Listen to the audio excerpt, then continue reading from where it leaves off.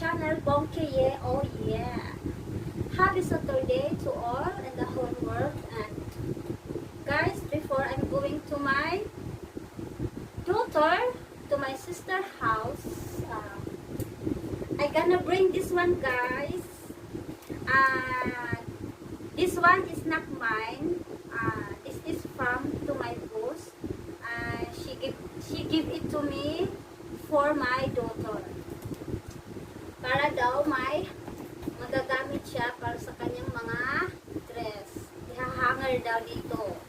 And then, binigyan niya bumili siya ng Korean notebook. Korean notebook. And then, 6 colors.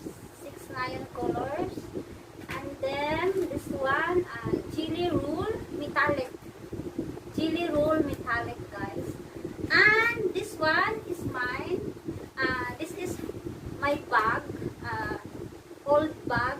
But very new. Still new. Because I am not use it.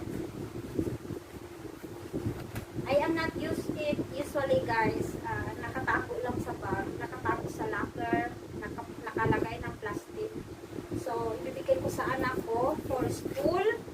And then, may mga laman po ditong mga damit na hindi ko na ginagamit.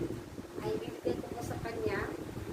Ito po ay sinishare ko lang para may ma-unboxing tayo or ma-upload. Ma-content.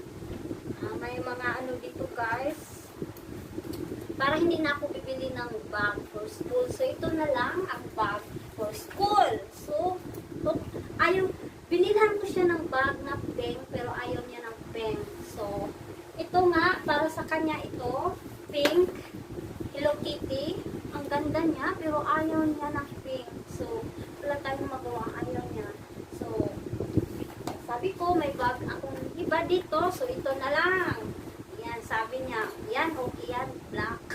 Grabe. Kaya, ito na lang ang bag niya for school. Pero matibay to, guys, kasi 500 to. Binili ko to 500. Ang tibay pa, ang tibay. Ilang taon na ba itong nakatago? Dahil ano ako sa mga gamit ko.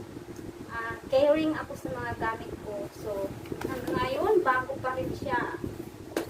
So, ito lang po para may ma-content ako dahil hindi na ako nakapag-upload ng upload. Anyway, nakapag-upload ako. So, naisipan kong i-unboxing. Ang ganda, may hangiran na siya.